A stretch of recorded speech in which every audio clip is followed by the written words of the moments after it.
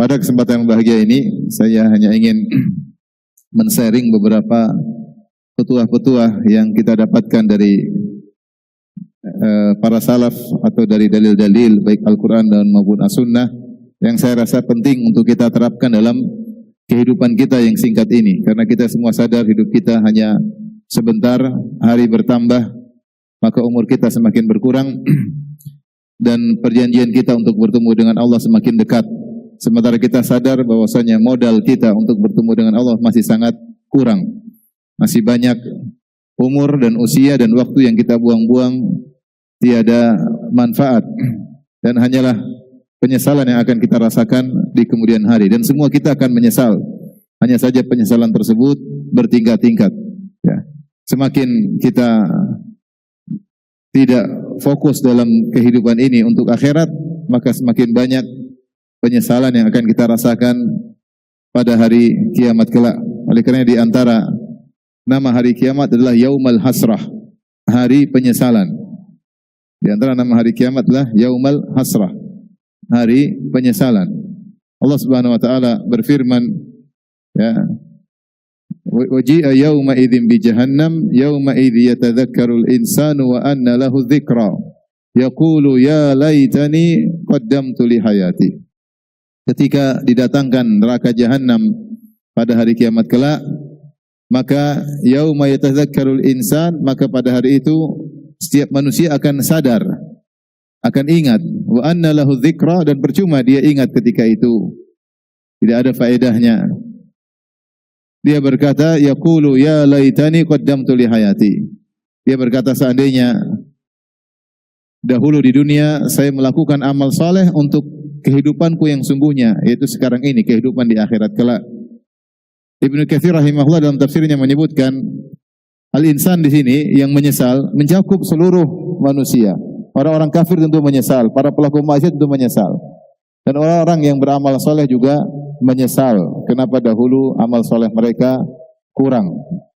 Kenapa dahulu ya salat malam mereka kurang? Kenapa dahulu puasa sunnah mereka kurang? Kenapa baca Quran mereka kurang? Kenapa berbakti kepada orang tua dahulu kurang? Kenapa dahulu perhatian sama anak istri kurang? Dan demikianlah penyesalan-penyesalan yang semua kita akan merasakannya. Maka kehidupan yang singkat ini hendaknya kita tata kembali, saya dan juga para hadirin dan hadirat, agar penyesalan kita lebih berkurang nanti hari kiamat kelak. Kalau menyesal, semua akan menyesal. Dan kita masing-masing tahu bagaimana kekurangan dalam menjalani kehidupan ini. Maka ada beberapa petuah yang saya sampaikan, atau nasihat-nasihat, wejangan-wejangan dari para salaf maupun dari berdasarkan dalil-dalil. Di antaranya, yang pertama, hendaknya bersegera dalam berbuat kebaikan. Bersegera dalam berbuat kebaikan. Khalid bin Ma'dan rahimahullahu ta'ala pernah berkata, idza futiha li ahadikum babu khairin falyusri ilaihi fa innahu la yadri mata yughlaqu anhu. Disebutkan oleh Az-Zahabi dalam Siyar A'lam Nubala. Kata Khalid bin Ma'dan rahimahullah, jika dibukakan idza futiha li ahadikum babu khair, jika dibukakan kepada salah seorang dari kalian pintu kebaikan, falyusri ilaihi, maka bersegeralah masuk dalam pintu tersebut, segera masuk. Kenapa? Fa innahu la yadri mata yughlaqu anhu, karena dia tidak tahu kapan pintu tersebut ditutup. Kalau dia tunda-tunda, nanti pintunya ditutup sehingga dia enggak bisa masuk, Saya ulangi, dia mengatakan idza futiha li ahadikum babu khair, jika dibukakan pintu kebaikan kepada salah seorang dari kalian, falyusri ilai, segera masuk, jangan tunda-tunda.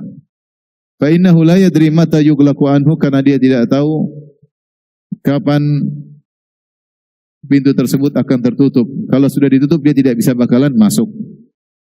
Ini isyarat dari beliau rahimahullahu ta'ala, bahwasanya jika seorang dibukakan pintu kebaikan, terketuk dalam hatinya, terbetik dalam hatinya untuk melakukan kebaikan, jangan dia tunda-tunda. Betapa sering seorang Allah kasih hidayah dalam hatinya untuk melakukan kebaikan, kemudian dia tunda, akhirnya tertutuplah pintu tersebut. Akhirnya dia tidak jadi melakukan kebaikan tersebut. Dalil-dalil secara umum dalam Al-Quran maupun Sunnah banyak sekali menyuruh kita untuk bersegera melakukan kebaikan. Seperti firman Allah Subhanahu wa taala, "Wasari'u ila maghfiratin min rabbikum wa jannatin arduha as-samawati wal ard uiddat lil muttaqin." Bersegeralah kalian menuju ampunan Allah dan menuju surga Allah, yaitu melakukan amal saleh segera. Surga Allah yang luasnya seluas langit dan bumi yang Allah siapkan untuk orang yang bertakwa. Allah berfirman juga, "Sari'u ila maghfiratin min rabbikum wa jannatin arduha ka'ardis sama'i wal ardi uiddat lil ladzina amanu billahi wa rusulih." Bersegeralah kalian menuju ampunan Allah dan menuju surga yang luasnya seluas langit dan bumi yang Allah siapkan untuk orang-orang yang beriman kepada Allah dan beriman kepada para rasulnya. Allah suruh segera. Dalam ayat yang lain kata Allah Subhanahu wa taala, "Fastabiqul khairat." Ya. Maka berlomba-lomba dalam kebaikan. Dalam ayat yang lain kata Allah, "Wa fi dzalika falyatanafasil mutanafisun." Dan untuk urusan surga maka bersainglah kalian. Untuk urusan surga maka bersainglah kalian. Allah juga memuji orang-orang yang bertakwa, "Ulaika yusari'una fil khairat." Mereka adalah orang-orang yang bersegera dalam melakukan kebaikan. Jadi dalam Al-Quran ketika menyebut kebaikan, Allah menyuruh segera, segera dan segera. Ya. Segera bukan maksudnya tergesa-gesa, al-ajalah, tergesa-gesa, bukan, tapi lakukan secepatnya, ya. Jangan ditunda-tunda jika memang bisa dilakukan. Kenapa? Karena kalau kita menunda kebaikan, sering kebaikan tersebut ditutup oleh Allah Subhanahu wa taala sehingga kita tidak jadi melakukannya dan ia akan menjadi penyesalan kita pada hari kiamat kelak. Maka ini adalah kaidah dalam kehidupan, terapkan kita masing-masing. Dalam kehidupan ini, kalau dalam hati kita terbetik sesuatu kebaikan, jangan tunda. Masing-masing kita praktekkan hal ini. Jadikan ini adalah kaidah dalam menjalani kehidupan. Misalnya di pagi hari ini tiba-tiba terbetik pingin sholat duha, jangan tunda-tunda. Segera berwudu, gelar sajadah, kemudian sholat meskipun 2 rakaat. Karena tidak setiap saat, tidak setiap hari Allah kasih hidayah kita untuk melakukan sholat duha. Ini Allah kasih kita hidayah, tiba-tiba kepingin sholat duha. Terbetik dalam hati, itu hidayah. Kita sambut atau tidak? Kalau kita sambut, segera aplikasikan. Segera wudu, gelar sajadah, sholat. Setelah itu kita akan bahagia. Ini contoh. Tiba-tiba di malam hari, pingin sholat malam, segera. Saya pingin sholat malam hari ini. Pasang alarm, kemudian minta kepada Allah yang mudahkan saya untuk bangun malam, tidur. Insya Allah dibangunkan oleh Allah Subhanahu wa ta'ala. Jangan tunda, jangan bilang besoklah, nantilah. Itu akan terlewatkan dan tidak akan berulang lagi. Tidak akan berulang lagi. Berarti pintu ini sudah tertutup. Apakah besok Allah akan buka pintu lagi? Allah kasih hidayah, Allah ketuk hati kita, wallahu alam, kita nggak tahu. Tetapi yang sekarang Allah buka pintu hati kita, jangan tunda, segera. Ketika kita sedang berjalan, tiba-tiba kita melihat ada orang miskin, terbetik dalam hati kita, ingin kasih uang, jangan ragu-ragu, keluarkan uang. Uang datang dan pergi, kita keluarkan akan datang lagi. Jangan kita bilang, waduh, tunggu dulu ya, nanti ya. Akhirnya, nanti aja pengemis berikutnya, akhirnya lewat dan tertutup pintu kebaikan tersebut. Akhirnya kita tidak jadi bersedekah. Terbetik dalam hati kita, ingin berbuat kebaikan sama orang tua, mumpung orang tua masih hidup. Ingin belikan ini, ingin belikan anu, beli, jangan tunda-tunda. Betapa sering kita menunda, ternyata keburu kedua orang tua meninggal dunia. Sehingga kita tidak bisa melakukan yang pernah terbetik dalam hati kita. Ini kaidah dalam kehidupan. Ikhwan dan akhwat yang dirahmati oleh Allah Subhanahu wa taala. Jangan sampai Allah sudah kasih hidayah, mengetuk hati kita untuk melakukan kebaikan, kita tidak melakukannya. Akhirnya betapa banyak pintu-pintu kebaikan yang tertutup. Dikhawatirkan kalau sering kita menutup pintu-pintu kebaikan, akhirnya tidak ada pintu yang dibuka oleh Allah Subhanahu wa taala. Setiap hari terbetik mau kasih sedekah sama orang, kita nantilah saya ada keperluan. Nanti akhirnya jadi pelit. Allah tidak buka lagi pintu keinginan untuk bersedekah. Kenapa? Karena setiap dibuka pintu kita tutup. Setiap dibuka pintu kita tutup. Kita tidak masuk dalam pintu tersebut. Akhirnya jelas seorang pelit. Sudah ditutup pintunya oleh Allah Subhanahu wa taala. Sekian kesempatan telah Allah berikan tidak kita lakukan.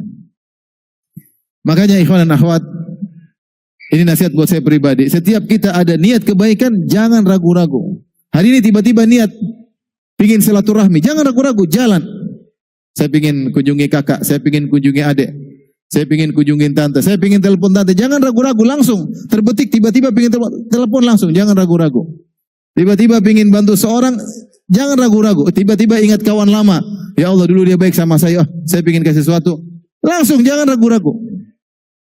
Setiap kita ragu-ragu, setiap kita tunda, nanti akhirnya banyak amal soleh yang tidak kita lakukan. Amal soleh apa saja. Tiba-tiba terbetik hati pingin baca Quran, langsung buka. Terserah apa yang Allah berikan pada kita. Mau kita baca 1 halaman, 2 halaman, setengah juz, 1 juz, biarkan Allah yang tentukan. Tapi ketika Allah ketuk hati kita untuk baca Quran, jangan pernah tunda, segera buka. Itulah bersegera dalam kebaikan. Bersegera dalam kebaikan. Sehingga dengan demikian penyesalan kita akan berkurang. Yang buat kita menyesal apa? Waduh, kemarin kenapa saya nggak lakukan? Kemarin kenapa saya tunda? Kemarin kenapa saya tidak segera melakukannya? Ini yang buat kita menyesal nanti di hari kiamat kelak. Tapi kalau setiap ada ketukan kebaikan segera kita sambut, maka itu yang bisa kita lakukan. Kita telah menyambut hidayah yang Allah berikan kepada kita. Sekali lagi, kapan kita terbetik dalam hati kita untuk melakukan kebaikan, ketahuilah itu hidayah Allah berikan kepada kita. Tidak semua orang hatinya diberikan seperti itu. Dan kalau Allah sudah beri hidayah, maka segera sambut, jangan tunda-tunda kebaikan tersebut. Nanti kita akan menyesal pada hari kiamat kelak ya. Mulai dari yang kecil-kecil. Ya. Saya sering cerita ya. Bagaimana saya pernah menunda kebaikan akhirnya terlewatkan. Ini sekedar cerita kecil aja. Suatu hari saya pergi sama istri ke toko. Pokoknya ke toko lihat barang-barang. Istri saya pakai cadar, kemudian kita naik ke toko tersebut. Subhanallah, ketika di toko, alhamdulillah ada salah seorang pelayan toko tidak pakai jilbab ya. Terus dia perhatian sama istri saya ya, dia perhatian, kemudian dia layani dengan baik. Jadi saya pakai cadar. Kadang-kadang ada orang yang kurang respect sama bercadar. Ada orang seperti itu. Tapi ini luar biasa dia.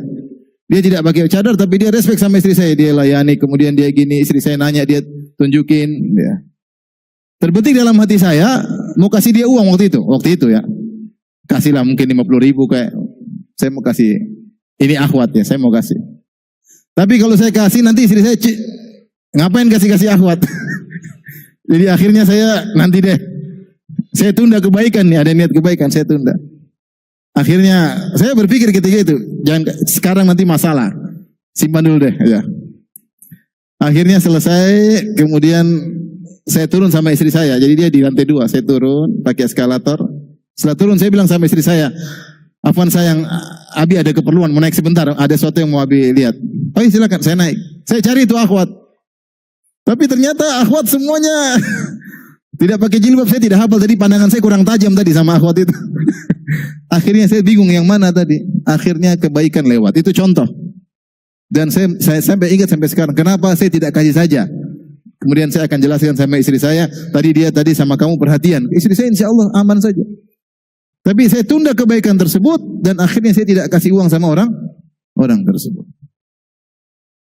Nah, ini maksud saya takut terulang lagi. Karena itu hidayah Allah kasih. Saya tunda akhirnya terlewatkan. Ya.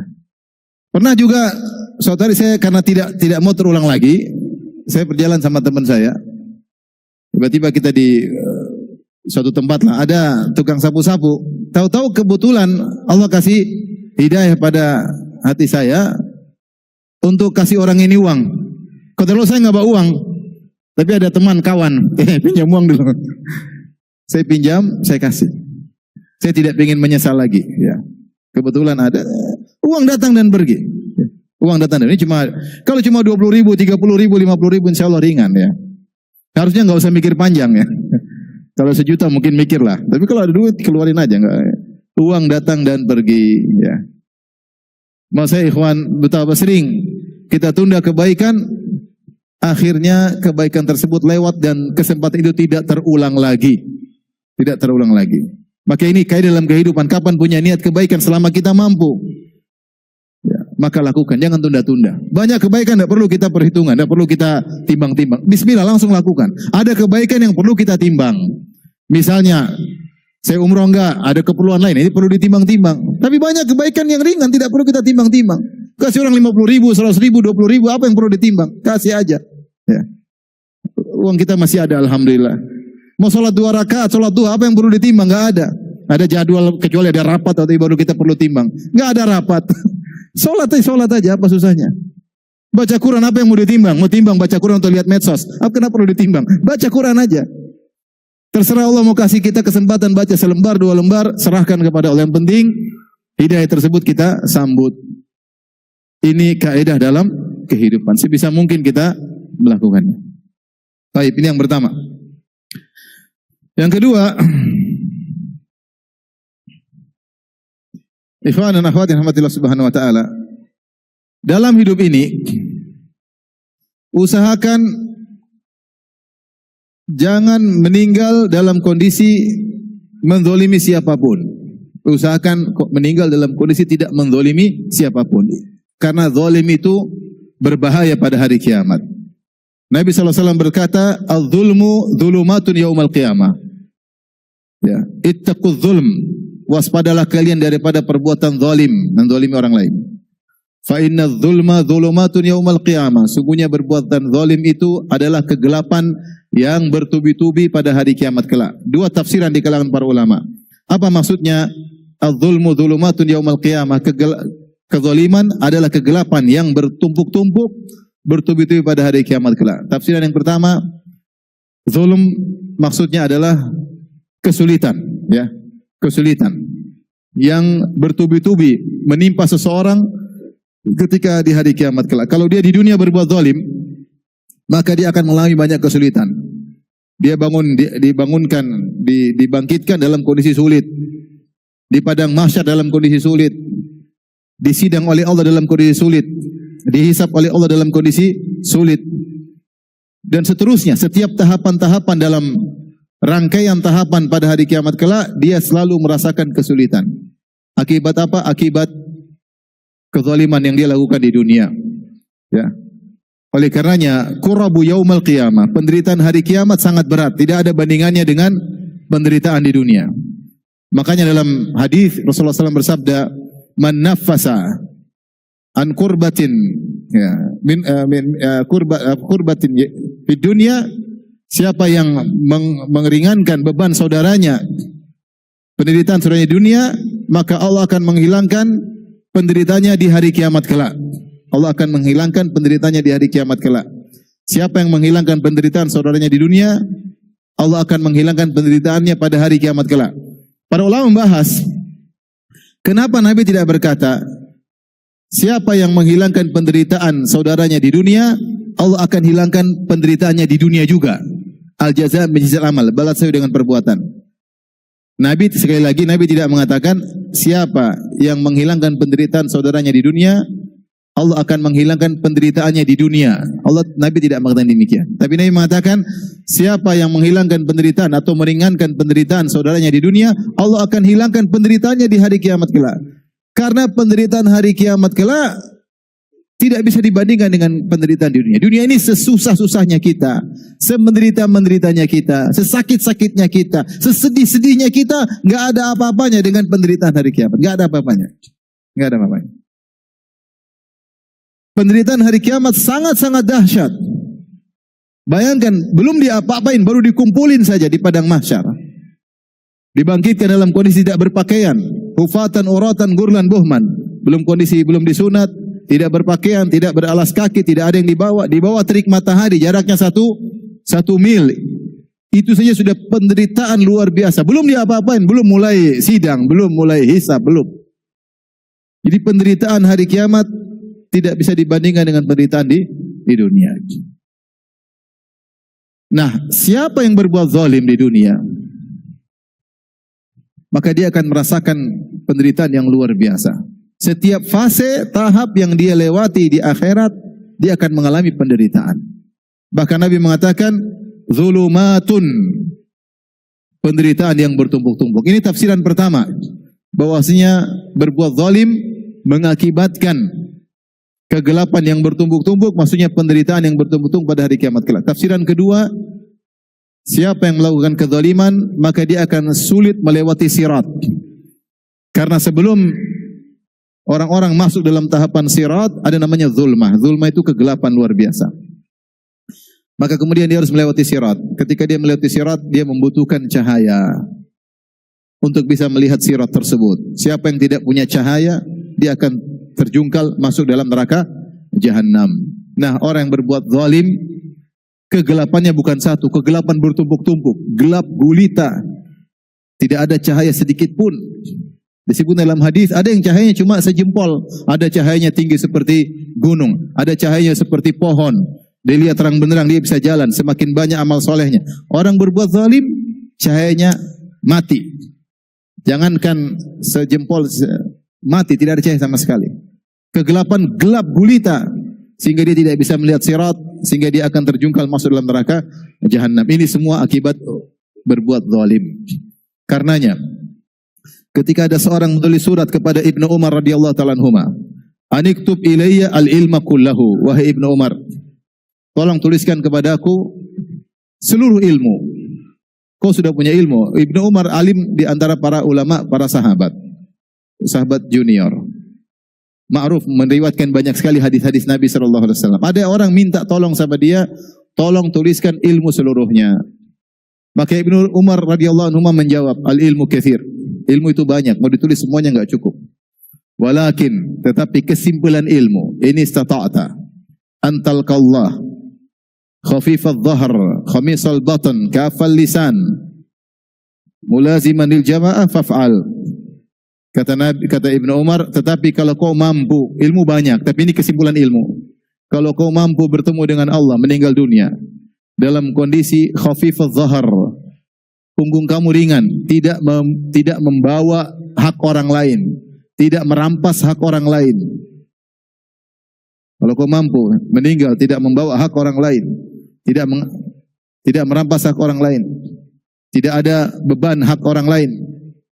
Khamisal batan, dalam kondisi perut kosong, tidak makan yang haram sama sekali. Tidak makan haram yang sama sekali. Kafal lisan, jaga lisan, tidak menjatuhkan harga diri orang lain sama sekali. Mulazimah lil jamaah, tidak memberontak, tidak keluar dari jamaah kaum muslimin, faf'al, maka lakukanlah. Ini kesimpulan ilmu, kesimpulan kehidupan. Jangan nyakitin orang, jangan ambil hak orang lain. Apa itu kezaliman? Zalim itu ada hak orang lain kita pegang, kita tahan, tidak berikan kepada dia. Dan ini mengkonsekuensikan kita, masing-masing kita harus mulai memperhatikan tentang hak dan kewajiban. Setiap kita manusia punya hak dan punya kewajiban. Saya sebagai suami, saya ada orang sekitar saya. Dulu ada orang tua saya, ada istri saya, ada anak saya, ada kakak saya, ada adik saya, ada pembantu saya, ada supir saya. Ini semua orang, antara saya dengan dia, ada tetangga saya, ada hak dan kewajiban. Saya punya hak atas mereka, sebaliknya mereka juga punya hak atas saya. Misalnya saya sama orang tua, Saya punya hak terhadap orang tua harus merawat saya ketika saya masih kecil. Dan sebaliknya, saya punya kewajiban kepada mereka, untuk berbakti kepada mereka. Saya sama istri, saya punya hak untuk dilayani, untuk ditaati. Ingat, istri juga punya hak, saya juga punya kewajiban terhadap istri, untuk beri nafkah, untuk digauli dengan cara yang baik. Anak-anak juga demikian. Benar, saya punya hak untuk mereka bakti kepada saya, tapi mereka juga punya hak. Kewajiban saya harus mendidik mereka dengan baik, perhatian, berakhlak mulia dengan mereka, sama supir, sama pembantu, sama tetangga, sama atasan, sama bawahan. Demikian manusia diliputi antara hak dan kewajiban. Nah, pastikan ketika kita akan meninggal dunia, pastikan semua hak orang lain sudah kita tunaikan. Pastikan hak orang tua kita tunaikan. Pastikan. Kalau belum, segera. Sebelum kau meninggal dunia. Kapan kau meninggal, ada hak orang tua tidak kau tunaikan, berarti kau berbuat zalim. Ada hak orang lain yang kau pegang. Kita punya istri, pastikan hak istri sudah kau tunaikan.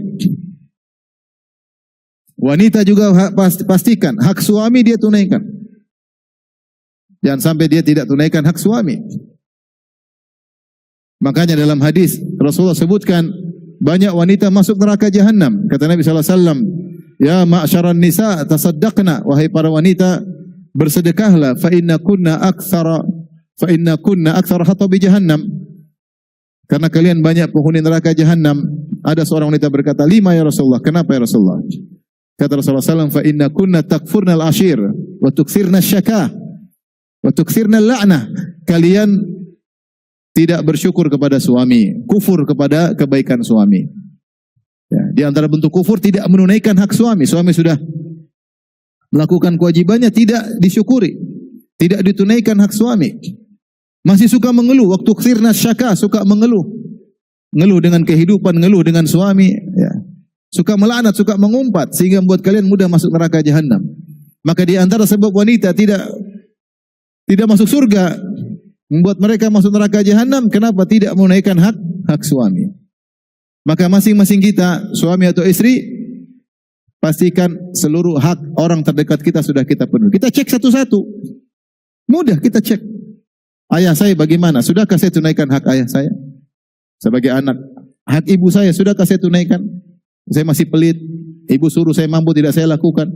Kenali hak orang tua. Kerjakan. Hak istri, kenali hak istri. Belajar, hak istri apa sih? 1, 2, 3. Kalau sudah dicontreng, sudah. Yang belum dikerjain. Kerjain. Hak anak apa? Kenali.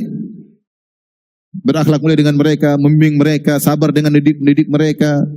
Bukan cuma dikasih makan saja, butuh dikasih didikan agama, dipilihkan sekolah yang terbaik, dipilihkan teman yang terbaik. Hak anak-anak. Kalau enggak dia nuntut nanti hari kiamat kelak. Tetangga kita, sudahkah kita tunaikan haknya? Pernahkah kita kunjungi? Pernahkah kita tanya tentang kondisinya? Pernahkah kita kirim kue kepada dia? Atau dia sakit kita nggak tahu? Atau dia minta tolong kita cuekin? Tetangga punya hak. Kawan punya hak. Atasan punya hak. Bos kita. Sudahkah kita sesuai dengan akad ketika kita kerja? Atau ada akad yang tidak kita penuhi? Bos kita, anak buah kita, sudahkah kita kasih gajinya? Sebagaimana yang kita sepakati, sudahkah kita suruh dia kerja sesuai dengan waktu? Jangan kita suruh lembur, tidak kita kasih tambahan. Semua. Bahkan saya katakan seluruhnya. Pejabat dengan rakyat dengan pejabat. Semuanya masing-masing ada haknya. Rakyat harus tahu apa kewajibannya terhadap penguasa. Bukan hanya penguasa yang harus tahu kewajibannya terhadap rakyat. Rakyat harus tahu kewajibannya terhadap penguasa apa. Penguasa juga harus tahu kewajibannya kepada rakyat. Ini kita teliti satu-satu supaya kita meninggal tidak berbuat zalim sama seorang pun. Kalau ada masalah antara kita dengan orang, pastikan kita di posisi yang benar. Pastikan kita di posisi yang benar. Karenanya ketika hari kiamat kelak Allah berfirman, "Fa idza ja'atis sakhah yauma yafirrul mar'u min akhihi." Ketika ditiupkan sangkakala, yaitu tiba hari kiamat kelak, seorang akan lari dari saudaranya, wa ummihi wa abi. Dia dicari oleh ayah dan ibunya, dia kabur, dia tidak mau ketemu ayah dan ibunya. Wa sahibatihi wa bani. Dia akan kabur dari istrinya, dia akan kabur dari anak-anaknya. Di antara tafsiran para salaf, dia tidak ingin dituntut. Dia tahu ketika di dunia sama orang tua kurang benar. Dia tidak mau ketemu orang tuanya, takut dituntut. Dia kabur dari istrinya. Allah sebutkan orang-orang terdekat ketika itu. Ayah, ibu, kakak adik, istri, anak-anak. Ini orang-orang terdekat. Kalau kita di dunia, kita ada masalah, mereka yang paling pertama menolong kita. Anak, istri, kakak, adik, ayah, ibu. Tapi ketika di akhirat justru kita kabur. Kenapa kita kabur? Karena mereka yang pertama kali nuntut kalau kita punya masalah sama mereka. Mereka pertama kali nuntut. Jangan berharap seorang suami maafkan istrinya. Jangan berharapkan istri maafkan suaminya. Jangan berharapkan anak akan maafkan orang tuanya. Jangan berharap ibu maafkan anaknya. Semua saling menuntut pada hari tersebut. Semuanya butuh pahala. Semuanya butuh selamat dari neraka jahanam. Semua butuh derajatnya ditinggikan di surga. Maka pastikan dalam hidup ini jangan dolimi seorang pun. Jangan dolimi seorang pun.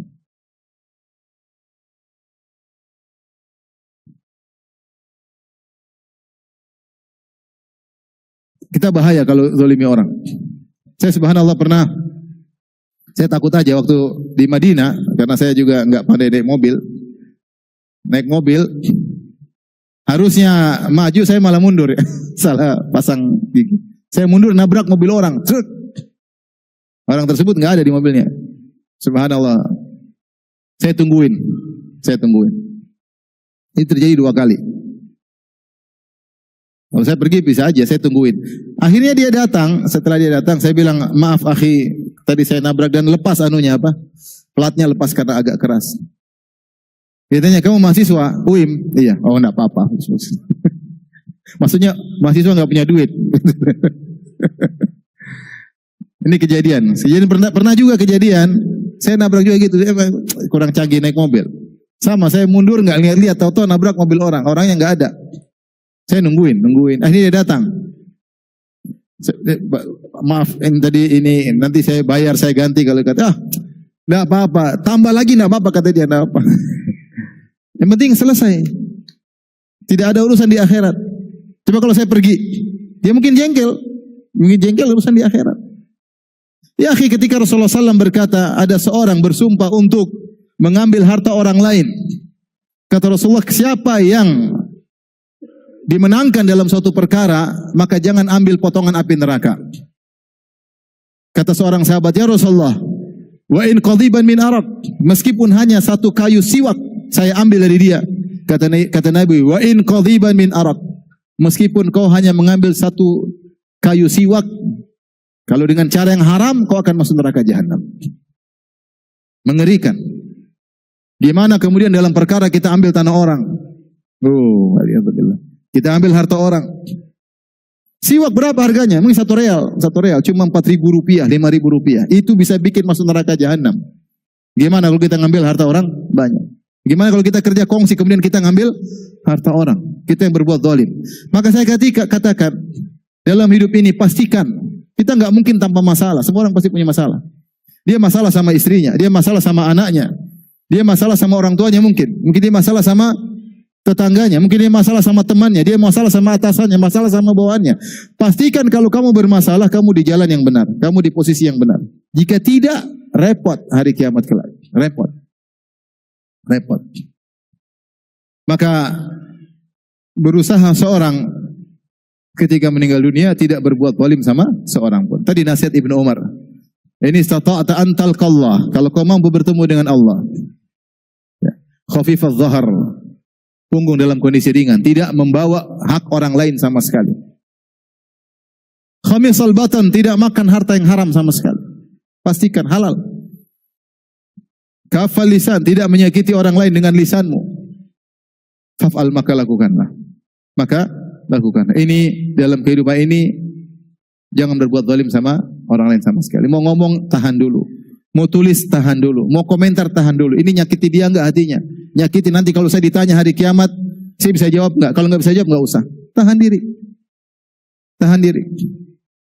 Nah kita ini hidup asal ngomong, asal komentar, asal repot. Orang hobinya komentar, orang hobinya analisa, padahal bukan ahli analisa. Hobinya nuduh sana, nuduh sini, tidak ada data. Nuduh sembarangan tanpa tanpa data. Jaga lisan. Jaga lisan. Dan ini semua saya ingatkan kepada kita semua, baik ikhwan maupun akhwat. Ibu-ibu sekalian, pastikan semua hak orang lain sudah ditunaikan. Hak suami pastikan, hak anak-anak dipastikan sudah ditunaikan. Anak-anak butuh perhatian dari ibunya. Perlu diayomi oleh ibunya. Perlu diajak murojaah Al-Quran sama ibunya. Jangan ibunya main HP melulu, anaknya kacau balau. Ya. Dia tidak menunaikan hak anaknya. Anak punya hak untuk dididik. Ibunya sibuk sendiri, anak tidak diperhatikan. Suami punya hak untuk dilayani. Jangan suaminya sudah kepingin ini, kepingin itu, istrinya cuek-cuek aja. Suaminya sudah peras-peras guling, istrinya tidak mengerti.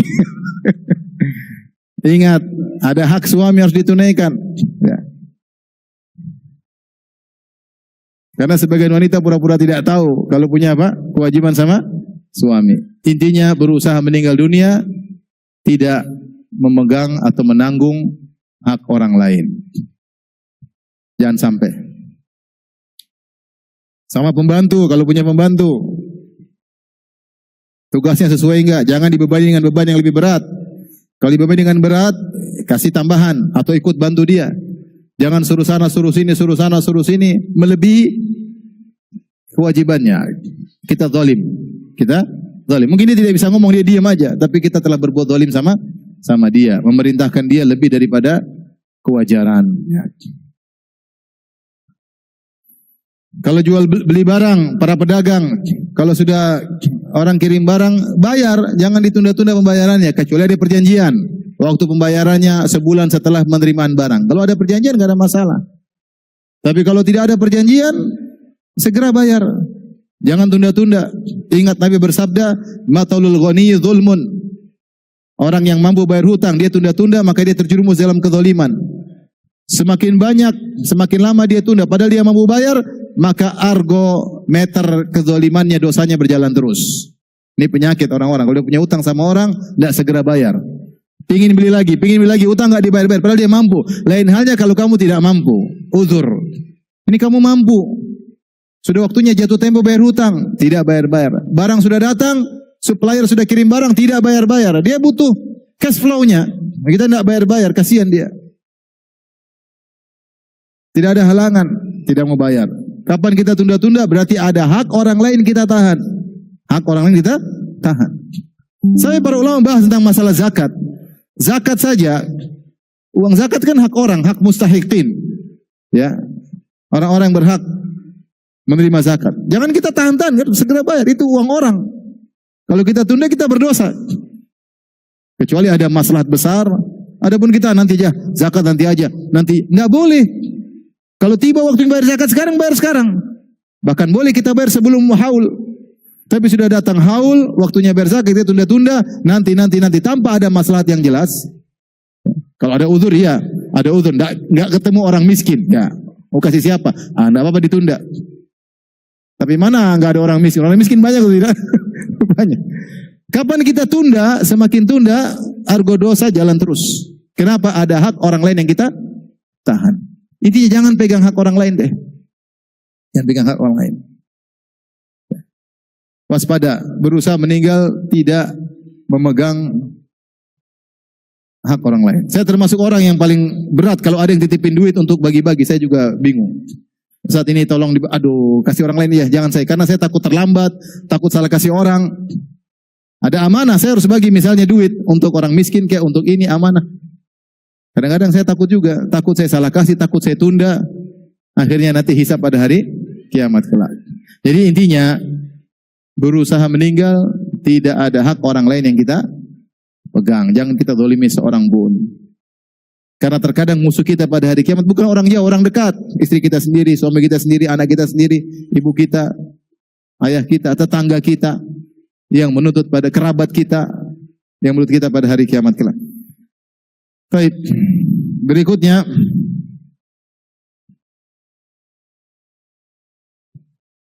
dalam kehidupan ini, agar kita tidak menyesal pada hari kiamat kelak, atau berkurang penyesalan kita pada hari kiamat kelak, berusaha melakukan segala kegiatan karena Allah. Dalam hadis kata Rasulullah SAW, la ajra illa an hisbah. Hadis riwayat disahihkan oleh Al-Albani rahimahullah ta'ala. Kata Nabi SAW, la ajra illa an hisbah. Tidak ada pahala kecuali kalau diniatkan karena Allah. Kecuali kalau dengan ihtisab. Oleh karenanya, agar hidup kita ini berkah, segala kegiatan kita akhirat termasuk juga duniawi. Akhirat jelas kita sholat karena Allah, puasa karena Allah, haji karena Allah, tidak boleh riya, umrah karena Allah, tidak boleh riya. Ya. Dan jangan lupa ada amal-amal duniawi yang bisa kita lakukan. Kalau kita ingin dapat pahala, syaratnya harus berniat karena Allah Subhanahu wa Ta'ala. Rasulullah SAW bersabda, ya, dalam hadis maknanya, ar-rajul idza anfaqa ala ahlihi nafaqatan wa huwa yahtasibuha, ya. Seorang lelaki jika dia berinfak kepada istrinya, anak istrinya, wa huwa yahtasibuha, dan dia ihtisab, mencari pahala dari infak yang dia keluarkan, kanat lahu sadaqah, maka itu adalah sedekah baginya. Di sini Rasulullah SAW mensyaratkan agar seluruh pengeluaran kita untuk anak istri kita menjadi pahala, harus niat karena Allah. Wa huwa yahtasibuha. Dia harus niatkan karena Allah. Ini semana dengan hadis yang lain kata Rasulullah SAW, lasta tunfiqu nafaqatan tabtaghi biha wajha Allah illa ujirta 'alaiha hatta luqmatal lati taj'aluha fi imra'atik. Hadis Sa'ad bin Abi Waqqas radhiyallahu ta'ala anhu. Kata Nabi SAW, tidaklah kau mengeluarkan infak apapun, tabtaghi biha wajha Allah, benar-benar engkau mencari wajah Allah. Bahkan sebagian ulama mengatakan makna bughyah yaitu al-quwwatu fil qasd, yaitu benar-benar mencari pahala. Ketika kau menginfak apapun, tabtaghi biha wajah Allah, itu kau mengharap wajah Allah. Kau berharap dengan amal ini kau bisa melihat wajah Allah pada hari kiamat kala, itu kau ikhlas. Illa ujirta 'alaiha, kecuali kau pasti dapat pahala sampai suapan yang kau suapkan ke mulut istrimu. Kita kalau nyuapin istri, niat karena Allah, dapat pahala. Ya. Bahkan nyuapin istri, bahkan sebenarnya menyebutkan namanya menyuap istri itu benar-benar lagi mesra. Ya. Karena tidak mungkin suami nyuapin istri kecuali lagi mesra. Antum kapan terakhir nyuapin istri? Waktu masih bulan madu kan? Sekarang sudah bulan bawang, tidak ada lagi suap-suap istri. Artinya tidaklah seorang lelaki nyuapin istri kecuali lagi sayang sama istrinya. Itu pun kemesraan tersebut, kalau kau niatkan karena Allah, dapat pahala. Jika tidak ada niat karena Allah, enggak ada pahalanya. Nah, hadis ini kelihatannya sepele, tapi dia akan merubah kehidupan kita luar biasa. Sehingga apapun yang kita lakukan, perkara duniawi, saya tidak bicara perkara akhirat. Kalau perkara akhirat jelas, ketika kita mau sholat, biasanya kita menghadirkan karena Allah. Tapi perkara duniawi yang terkadang kita sepelekan, bercanda sama istri, ngajak istri jalan-jalan, ngobrol sama anak, ketemu dengan teman, kita ngobrol ketawa ketiwi, menyenangkan hatinya, sapa tetangga. Ini semua kalau nggak ada karena Allah, nggak ada pahalanya. Rugi atau tidak? Rugi. Sementara kehidupan kita dalam dunia ini kebanyakannya interaksi dengan sesama. Interaksi kita dengan Allah sedikit. Salat paling berapa menit? Baca Quran 1 lembar 2 lembar udah ngantuk. Ikut pengajian sambil ngantuk. Interaksi kita dalam ibadah sedikit. Kebanyakan interaksi kita adalah duniawi. Terhadap istri, terhadap anak, tetangga, supir, pembantu, bos, anak buah. Kalau kita niatkan karena Allah, maka semuanya berpahala. Jika tidak, maka tidak ada pahalanya. Taib. Ustadz, ada seorang mengeluarkan infak tiap hari untuk urusan rumah tangga. Besar, bayar listrik sekian ratus ribu, ada yang sekian juta. Ya. SPP anak-anak tiap bulan, sekian. Banyak nggak itu? Banyak ya, akhi. Saya aja bayar SPP anak-anak, kali aja banyak. Anak-anak, sebagian ada yang SPP 1,8 juta per bulan. Kalau 3 sudah berapa? Banyak. Listrik, kalau ada rumah berapa bayar. Kalau kita tidak niatkan karena Allah, hanya sekedar ini adalah konsekuensi kehidupan sebagai seorang kepala rumah tangga, maka rugi kita. Tapi kalau kita niatkan sehingga kita ketika transfer biaya sekolah anak-anak, karena Allah kita lega, dapat pahala. Ada kebutuhan keluarga kita keluarkan karena Allah, kita dapat pahala. Jika tidak kita niatkan karena Allah, apakah dapat pahala atau tidak? Ini khilaf di kalangan para ulama. Sebagian ulama berkata, jika seorang melakukan kegiatan duniawi, infak sama anak istri, tidak diniatkan karena Allah, tapi hanya sekedar rutinitas harian, maka tidak ada pahalanya sama sekali. Dalilnya karena Nabi mempersyaratkan, la ajra illa an hisbah. Tidak ada pahala kecuali kalau diniatkan karena Allah. Dan hadis-hadis seperti ini banyak. Pendapat kedua agak ringan. Mereka mengatakan tetap ada pahalanya. Kembali kepada hukum asal, seorang kepala rumah tangga tahu dia melaksanakan kewajiban sama istrinya. Sehingga di antara kewajibannya dia menafkahi. Namun tentu pahalanya tidak sama dengan pahala orang yang menghadirkan dalam niatnya. Ya. Tapi saya bilang sayang, ya. Karena ada pendapat lain mengatakan tidak ada pahalanya. Supaya kita hati-hati agar kita dapat pahala, maka setiap kita melakukan kegiatan niatkan karena Allah Subhanahu wa taala. Saya ulangi lagi, kegiatan duniawi. Maka mulai saat ini hadirkan Allah bersama dalam hati kita. Antum ngobrol sama orang, niat karena Allah. Mengunjungi kerabat, niat karena Allah. Salam sama tetangga, assalamualaikum, gimana kabarnya? Dalam hati karena Allah. Ini Allah suruh saya berbuat baik sama tetangga. Ya. Ketemu atasan kita hormat karena menjalankan kewajiban sebagai anak buah. Allah yang suruh saya seperti itu. Sehingga setiap gerak-gerik kita seluruhnya berpahala. Dan dengan demikian inilah kita bisa melaksanakan firman Allah, "Wa ma khalaqatul jinna wal insa illa liya'budun." Tidaklah aku ciptakan jin dan manusia kecuali untuk beribadah kepadaku. Seharusnya qul inna salati wa nusuki wa mahyaya wa mamati lillahi rabbil alamin. Katakanlah, salatku, sembelihanku, hidupku dan matiku semuanya karena Allah. Maka seluruh hidupku, seluruh aktivitasku karena Allah Subhanahu wa taala. Kalau kita hadirkan Allah selalu, maka biasanya aplikasi kehidupan kita pasti terbaik.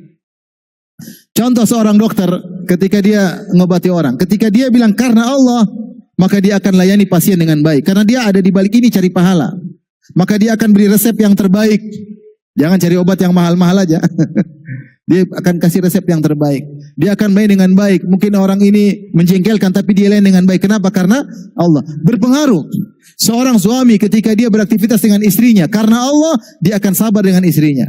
Kenapa? Karena Allah. Allah suruh saya untuk berbuat baik sama istri. Pengaruhnya luar biasa. Ketika dia beraktivitas dengan pembantunya, dia tahu pembantu ini saya bermuamalah dengan dia karena Allah. Perintah saya ada batasannya, tidak berlebih-lebihan. Kapan saya kasih gaji, kapan saya panggil, saya tidak merendahkan dia. Dia juga muslim atau muslimah, sama seperti saya. Belum tentu saya lebih baik daripada dia. Karena Allah beda, aplikasinya beda. Aplikasinya beda. Seorang guru ketika ngajar muridnya, dia tahu dia dapat gaji dari sekolah atau dari negara, tapi dia tahu karena Allah, maka beda ketika dia mengajar. Ada keikhlasan, ada ketulusan. Ini semua berpahala. Maka jangan kita buang umur kita melakukan suatu begitu saja, hanya rutinitas, tanpa menghadirkan Allah dalam hati kita. Ingat kata Nabi SAW, la ajra illa an hisbah. Tidak ada pahala kecuali jika disertai niat karena Allah Subhanahu wa taala, mencari pahala dari Allah Subhanahu wa taala. Sampai jam berapa? Hah? 1 jam lagi? Lama sampai.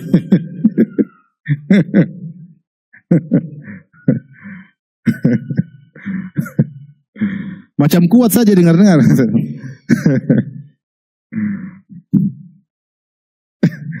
Kemarin saya sama istri di mana? Di Lombok. Kita ke pantai. Itu ada orang-orang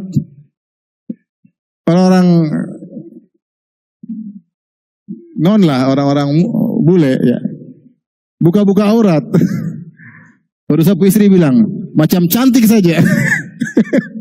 Saya baru ingat lagi bahasa Sorong, saya sudah lupa. Macam cantik saja. Kalau orang Jakarta mungkin gak paham. Apa maksudnya macam cantik? Tapi kalau orang Sorong paham. Baik. Kita lanjutkan. Ini kuat sampai jam 12 nih. Macam kuat saja. Baik. Di antara yang perlu kita perhatikan dalam kehidupan ini, kita mengamalkan satu ayat dalam Al-Quran, dalam surat Al-A'raf, ayat 199, surat ke-7, surat Al-A'raf, ayat 199. Ini perlu dalam muamalah kita ya.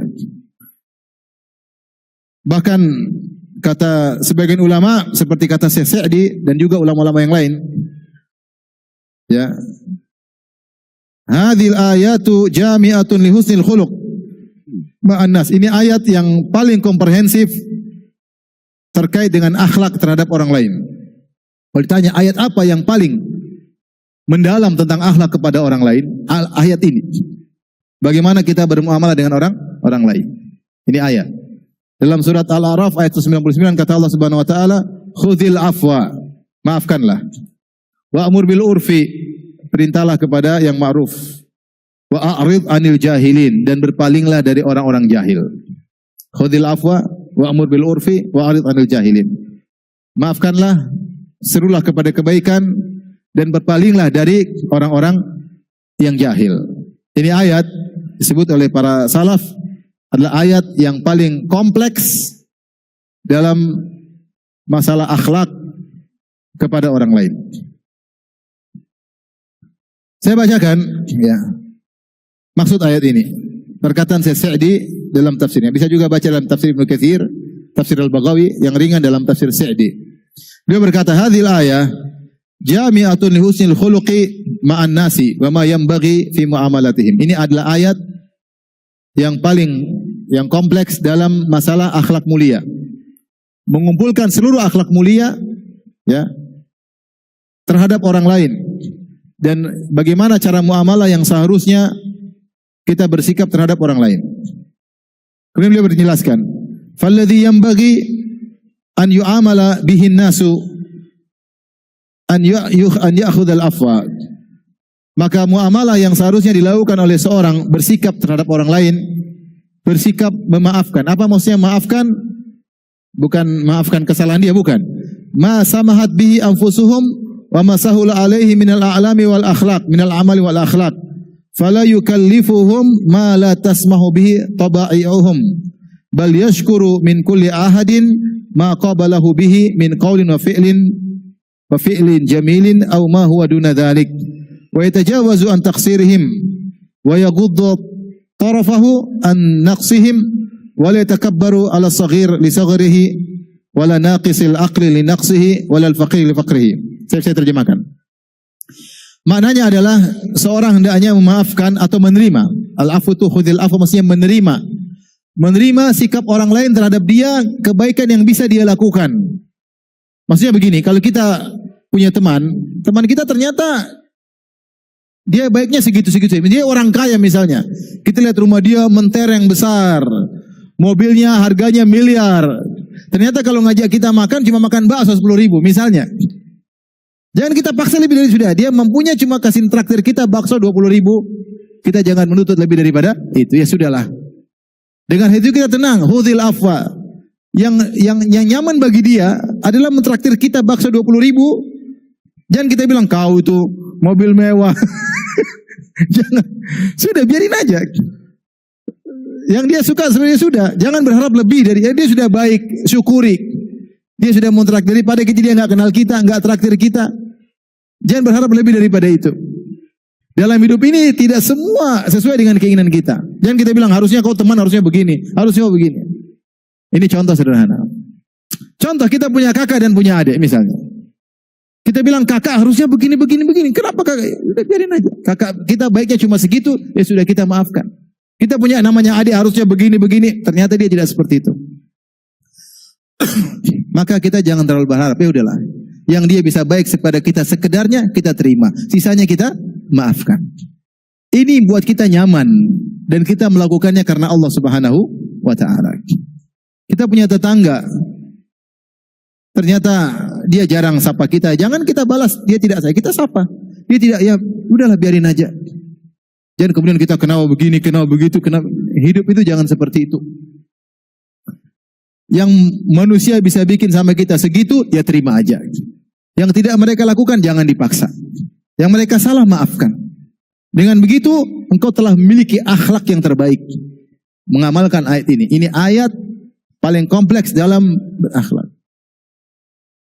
Kalau nggak gitu, hidup susah.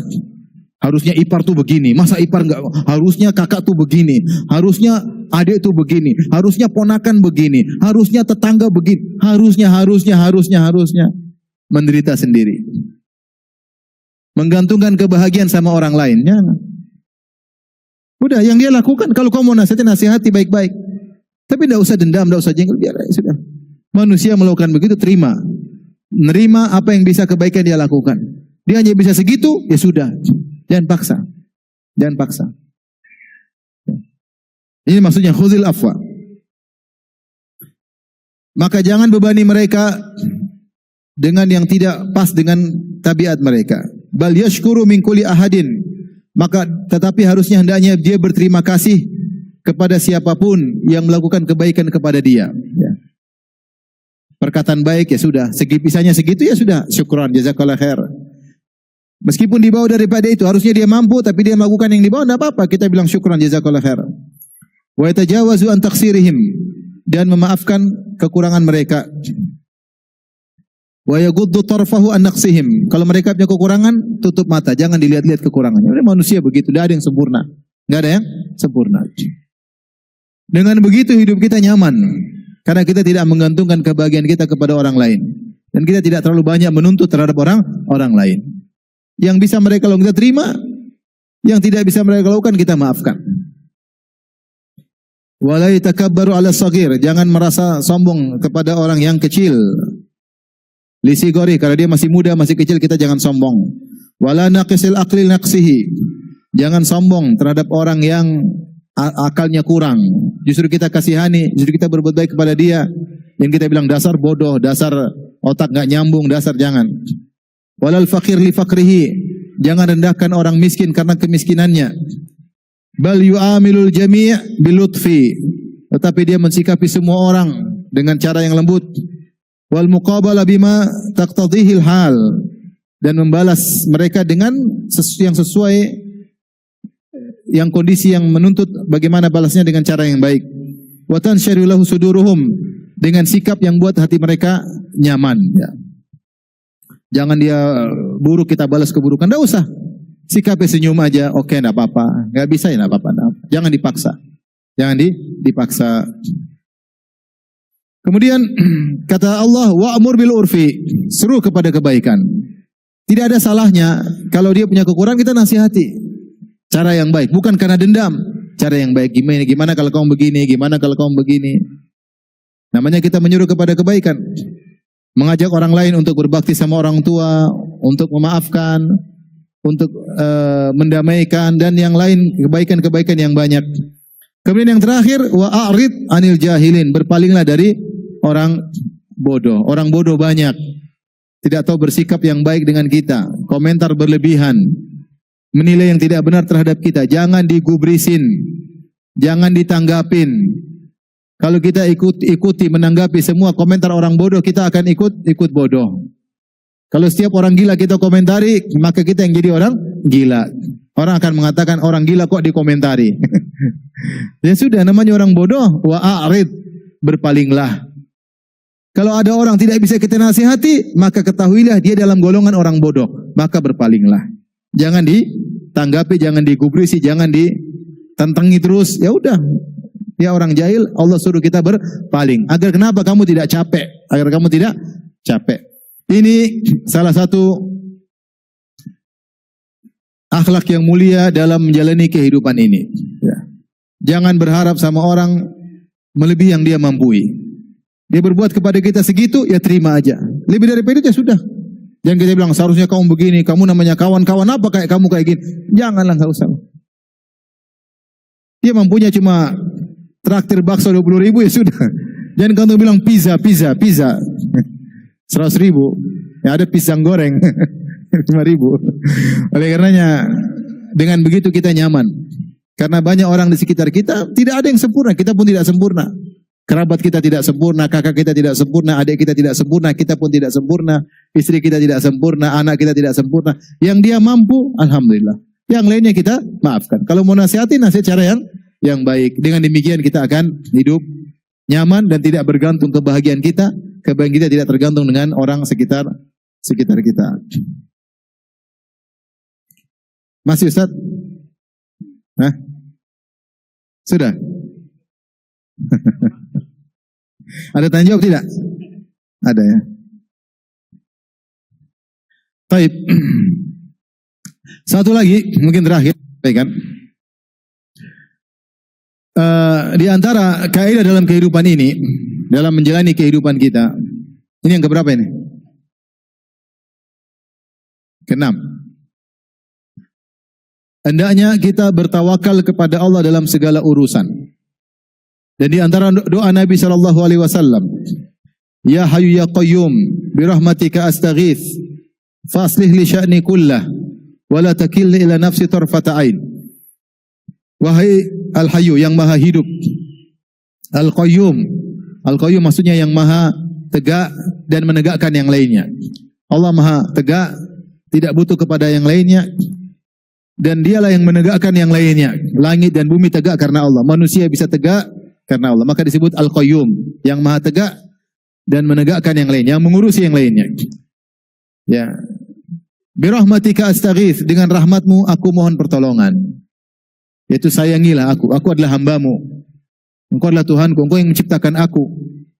Engkau lebih sayang kepadaku daripada ibuku terhadap diriku. Kenapa? Karena aku adalah hasil ciptaan engkau ya Allah. Maka dengan rahmatmu, dengan kasih sayangmu aku mohon pertolongan. Pertolongan untuk apa? Fa aslih li sya'ni kullah. Perbaikilah segala urusanku. Urusanku banyak ya Allah. Cari rezeki urusan, ngurus istri urusan, ngurus anak urusan, berbakti sama orang tua urusan. Banyak urusan ibadahku. Perbaiki segala urusanku tanpa terkecuali.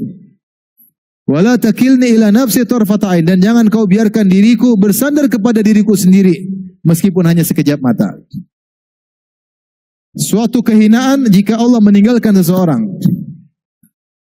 Ketika dia mulai bersandar pada dirinya, Allah akan tinggalkan dia.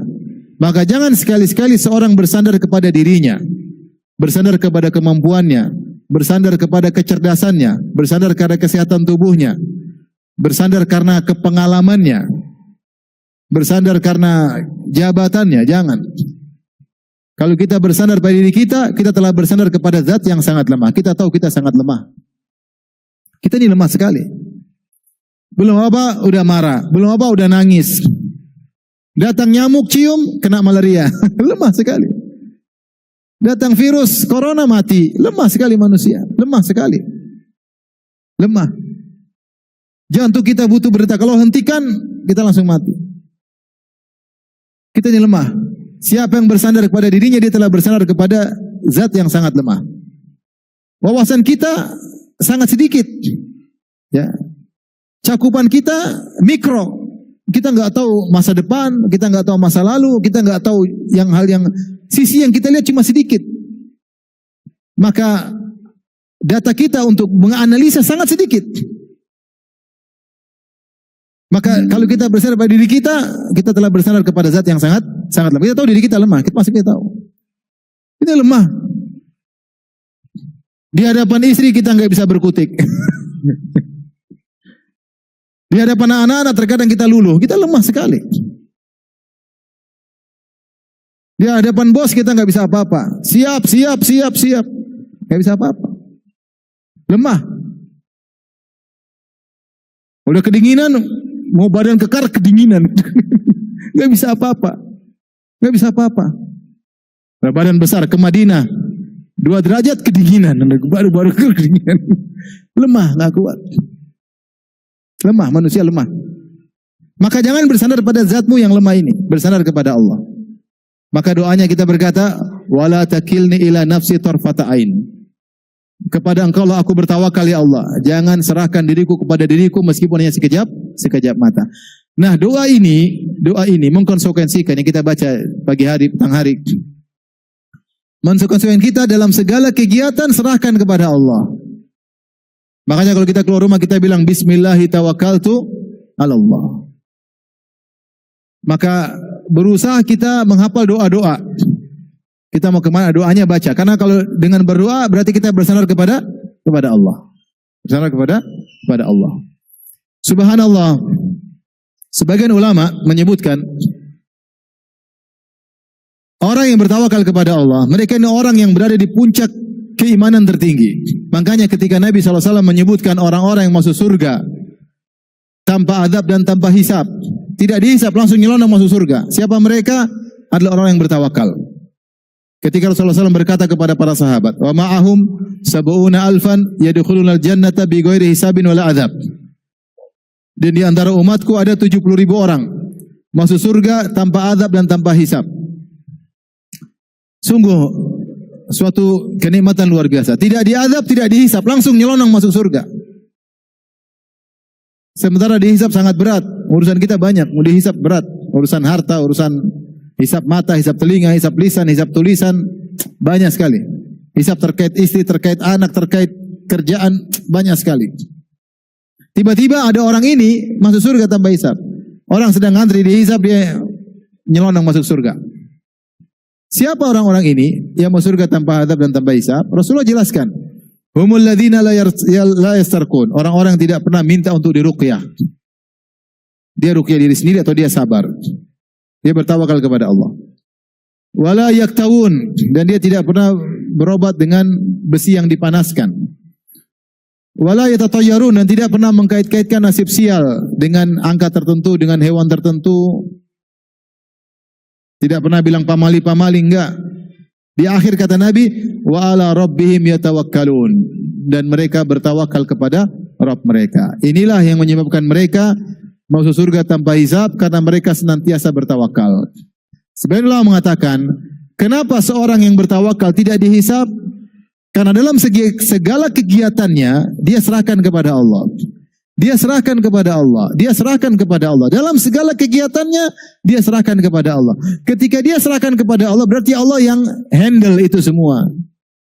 Kalau Allah yang handle itu, Allah yang tangani itu semua, berarti Allah yang bertanggung jawab. Kalau Allah yang bertanggung jawab, ngapain Allah menghisap dirinya sendiri? Paham? Kalau kita sudah serahkan sama Allah, maka kita tidak perlu dihisap. Karena yang menjalankan siapa? Allah. Saya sudah berdoa, berusaha bertawakal sama Allah. Allah tidak menghisap kita lagi. Kenapa? Karena Allah yang sudah handle permasalahannya. Maka tidak mungkin Allah menghisap dirinya sendiri. Ini di antara rahasia kenapa orang yang bertawakal tidak dihisap. Nah, ini butuh kekuatan hati ketika menjalankan suatu pekerjaan, kegiatan, atau menghadapi permasalahan, benar-benar bertawakal, serahkan kepada Allah. Jadi masalah sering kita lupa akan hal ini. Seringnya kita bertawakal kepada sebab, bukan kepada Allah yang menentukan akibat. Dalam perkataan sehari-hari, terkadang kita bilang, kalau bukan karena dokter itu mungkin saya sudah sakit.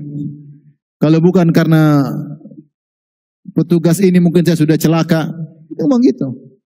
Kadang kita puji, kalau bukan karena saya belajar terus mungkin saya sudah gagal. Kita terkadang bersandar kepada orang, terkadang bersandar diri sendiri. Kalau saya tidak pintar mungkin saya sudah dibodoh-bodohin. Banyak orang pintar dibodoh-bodohin. Bukan, tapi semuanya karena siapa? Karena Allah. Ungkapan kita sehari-hari menunjukkan kita kurang bertawakal. Nah, ini perlu kita introspeksi diri lagi. Dalam segala hal bertawakal kepada Allah. Kata Allah, fa'buduhu wa tawakkal alaih. Beribadalah kepada Allah dan bertawakal kepada Allah. Tawakal dalam segala hal. Mencari rezeki bertawakal, berdakwah bertawakal, naik haji tawakal, umrah tawakal, baca Quran tawakal, sebelum tidur tawakal. Makanya lihat doa Nabi sebelum tidur, tawakal. Subhanallah, subhanakallahumma rabbi bika wada'tu jambi wa bika arfa'u. Ya Allah, karena Engkau lah aku bisa meletakkan lambungku, dan karena Engkau lah aku bisa mengangkat apa? Lambungku. Dalam doa yang lain kata Nabi SAW, ya, aslamtu ilaika nafsi. Kemudian kata, walja'tu ilaika dhahri, wa fawattu ilaika amri. Ya Allah, aku serahkan segala urusanku kepadamu sebelum tidur. Subhanallah, tawakal dalam segala hal. Bahkan ketika tidur, seorang hendaknya bertawakal kepada Allah. Kalau seorang sudah bertawakal kepada Allah, wa may yatawakkal 'ala Allahi fahuwa hasbuh. Siapa yang bertawakal kepada Allah, maka cukuplah Allah baginya. Terkadang kita berat menghadapi permasalahan. Problemnya satu, kita kurang bertawakal. Masih mengandalkan diri kita, masih mengandalkan tetangga kita, masih mengandalkan saudara kita, masih mengandalkan teman pejabat kita, masih mengandalkan kecerdasan kita, masih mengandalkan pengalaman kita. Akhirnya solusi tidak datang-datang. Kenapa? Tawakalnya kurang. Tawakalnya kurang. Tapi ini saja mungkin yang bisa sampaikan pada kesempatan kali ini.